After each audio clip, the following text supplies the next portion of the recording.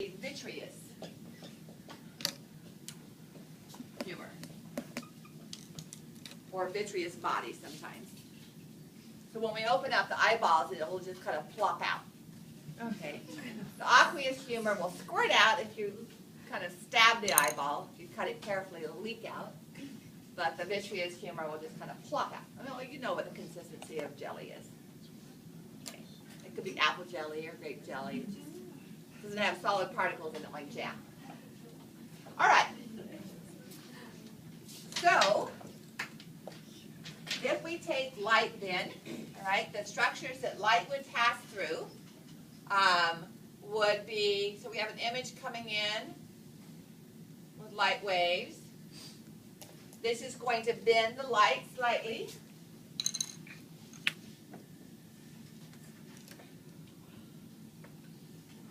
Come on. The lens will bend it even more.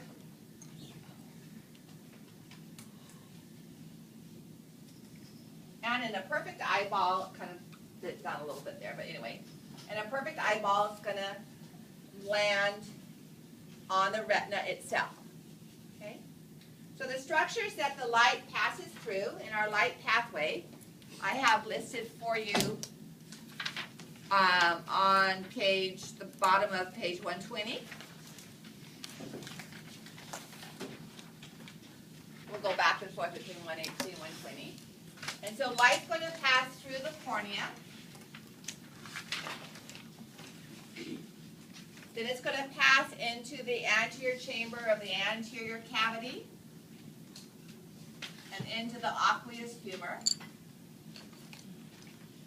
through the pupil and into the posterior chamber of the anterior cavity, still aqueous humor. Then through the lens and into the posterior cavity and through the vitreous humor. What else does it have to go by before it hits the photoreceptors? The ganglion cell and the bipolar cells. Okay, finally then it will hit the photoreceptors. Each of these structures, as you can see by my diagram on the board, and this is driving me nuts because it's not quite straight, is going to bend the light. And we call that bending of the light refraction.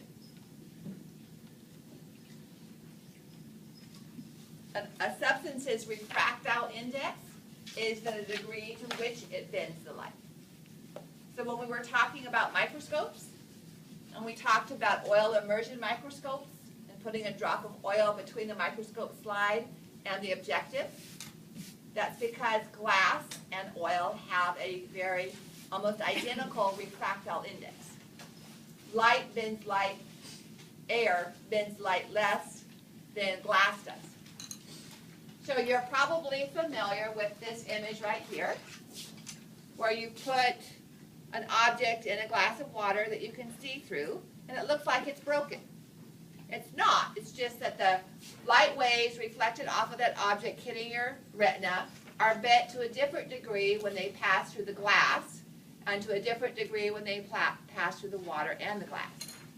And so the images are disconnected. So each of these objects is going to bend the light wave.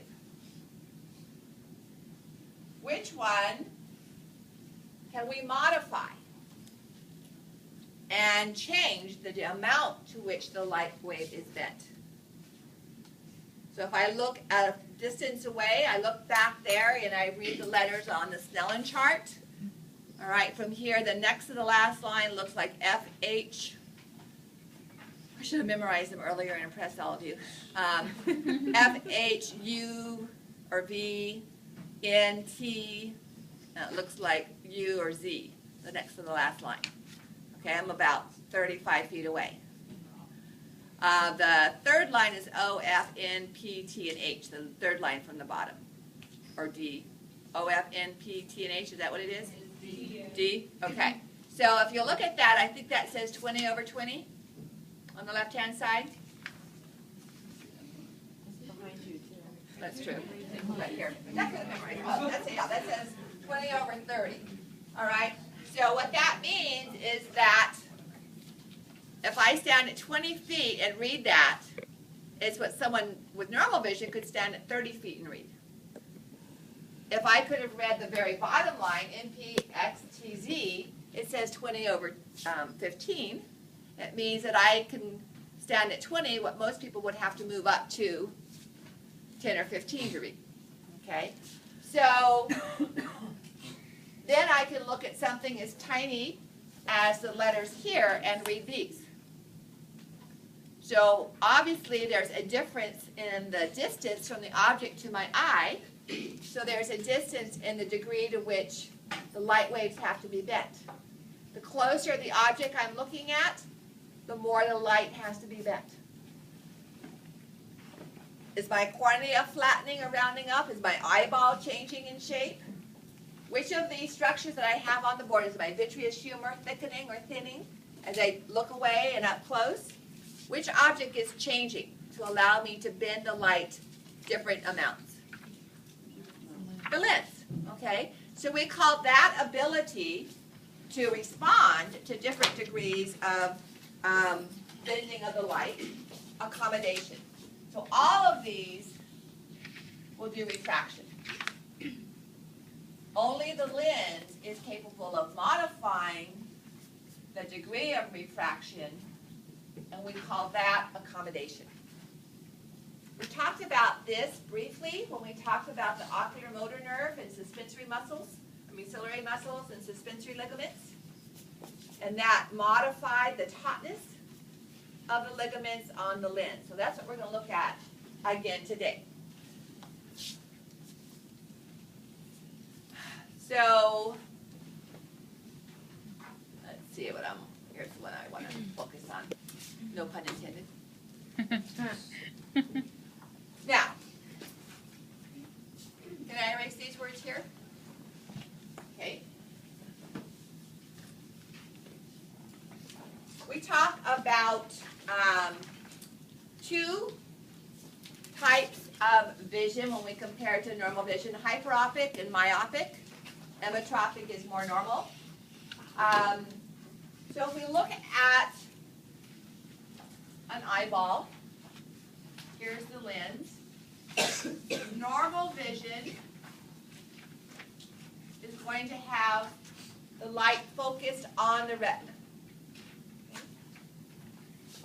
Without correction, some eyeballs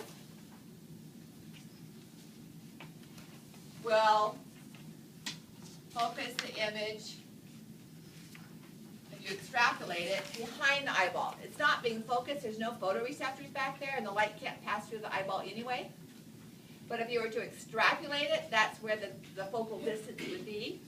So what we're saying is when the light waves hit the retina, they're not in focus, and the image is blurred. Okay? So this is identified as farsighted or hyperopic, if you, sometimes hypermetropic is used.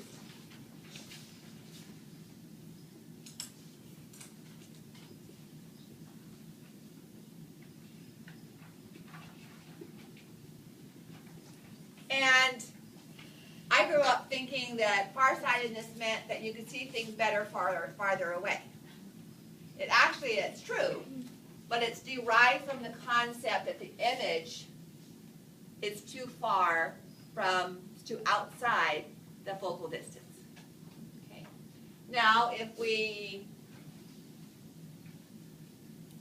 have an eyeball that the focal distance is in front of the retina, by the time those light waves actually reach the retina, they're out of focus.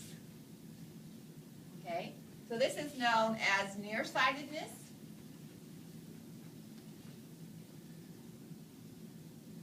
Or myopia.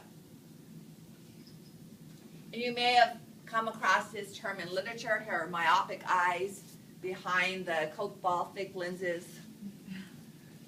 Okay, talking about someone who's nearsighted. Now, to correct these, all right, so if we had someone whose image that they created was in front of their eyeball, this is often described as being caused by an eyeball that is structurally too long. Okay? So by the time the light wave reaches the retina, the image is past its focal distance and is out of focus. Do we want to bend those light waves more, or do we want to bend them less? We want to bend them less. All right? And so what we want to do is diverge the light waves so they're not bent quite as much unless they actually come to a focal point on the retina. Unfortunately, we can't do that with the lens. Okay? So what we do is we put a lens outside the eyeball to diverge the light waves more than they need to be, so that when the lens does converge them, they're come in focus on the retina. The lens still accommodates. So if you're wearing glasses for nearsightedness, you can still adjust. Okay, they're not always focused on the same distance, and then as you move closer away, that changes the focus. All right, so the lenses can still adjust. So, can I erase this image now?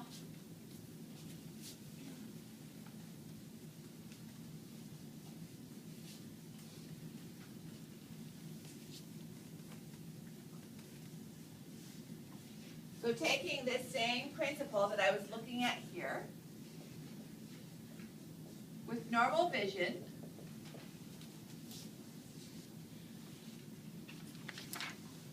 light coming in, we're ignoring the effect of the cornea,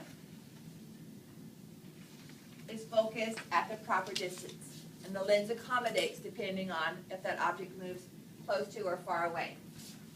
Let's take our far-sighted view here. So in far-sighted vision,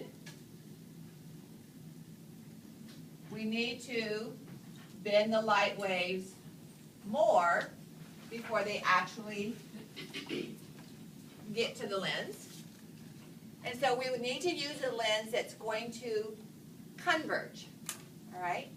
So the lens that is used, and I'm exaggerating size here, the lens that is used is described as biconvex.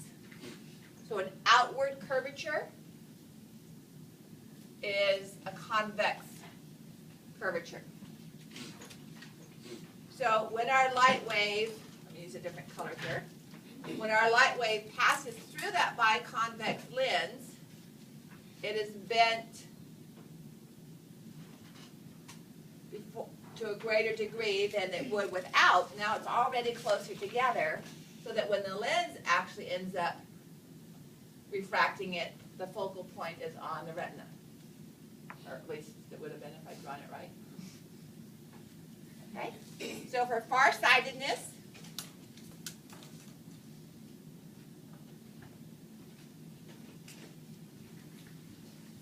then we need a lens that is going to, an external lens that's going to bend the light to a greater degree.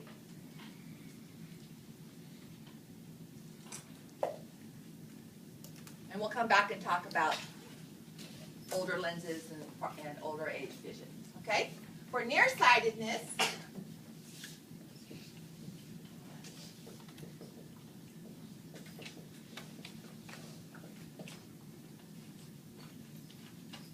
our problem is that the image is in front of the retina. So now we need a lens that's going to spread apart or diverge the light waves.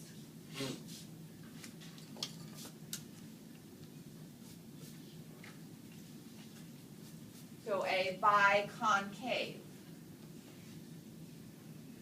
lens. Concave, it helps to remember this. If you think about a cave, you go into a cave. So the depression type is the concave. So now our light wave is going to be spread out slightly.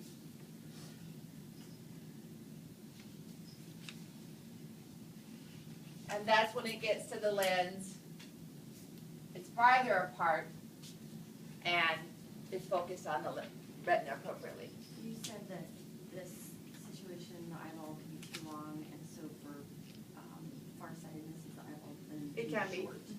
Or it may be the lens that's not. So in old Either age, case. it's not the eyeball changing shape. But yeah, like my oldest son, had to wear lenses for farsightedness when he was in 8th grade. It was his eyeball structure because he obviously wasn't of an age where his lens was too stiff.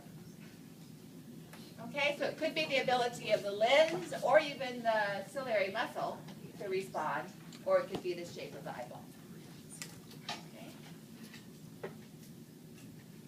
Now, we talked about accommodation. We said that the oculomotor nerve was involved in an accommodation reflex.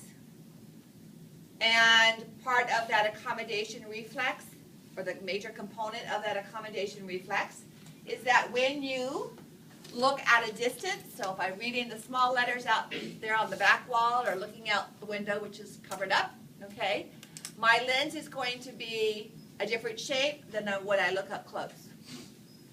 And the oculomotor nerve is activated when I go from distance viewing to reading, or close-up viewing. So would my lens be rounding up for close-up viewing or becoming flatter? Do I need to bend the light waves more when the object is closer to my eye? Yes. Okay. So the oculomotor nerve, the parasympathetic fibers of the oculomotor nerve that are going to the ciliary muscle are active for close-up vision. So let's review. We talked about this when we did the cranial nerves, but let's review what's going on here for close-up vision.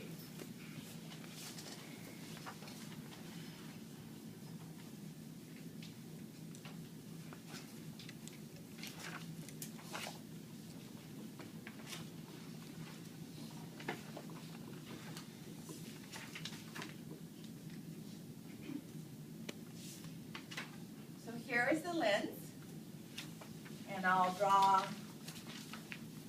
it in this view here. We have ciliary muscle, which remember is a sphincter-like muscle Excuse me. around the eye.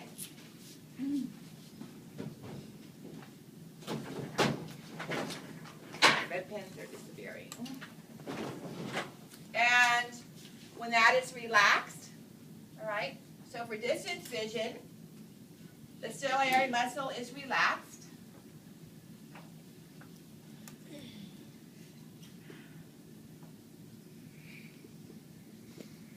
When it's relaxed, it's farther away. It has a more open space. And so the suspensory ligaments are taut.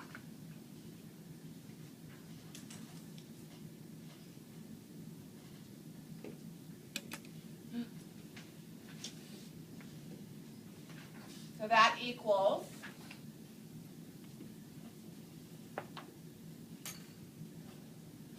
taut or tight suspensory ligaments.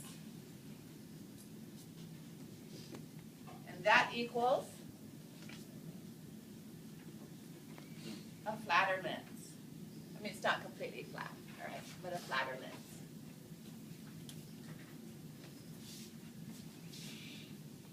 Now, so you're driving your car. My daughter passed her driver's test yesterday, by the way. So when you're driving your car and you're looking down the road, you're probably taught to look down the road and ahead of your car, not right at the car in front of you. This would be the situation that your eyeball and ciliary muscles and lens are in. And then you decided to look down in the car and check your speed. All right? So in that change of closer vision, or maybe you're looking on your steering wheel or whatever to change a button. So in that closer view, we're going to activate the oculomotor nerve. So near vision, or close-up vision, oculomotor nerve is activated, the parasympathetic fibers.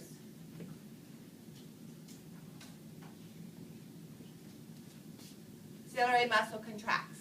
So we're releasing acetylcholine onto muscarinic receptors and activating G proteins that result in calcium ion release, and the muscle contracts. So the lens now is going to be more round. And that occurs because the ciliary muscle has contracted and squeezed in closer, more forming a tighter circle. That means that the tension is absent on the suspensory ligaments, so they are loose. And the natural elasticity of the lens allows it to round up. So ciliary muscle is contracted. That equals loose suspensory ligaments. That equals a more round lens, which equals a shorter focal distance.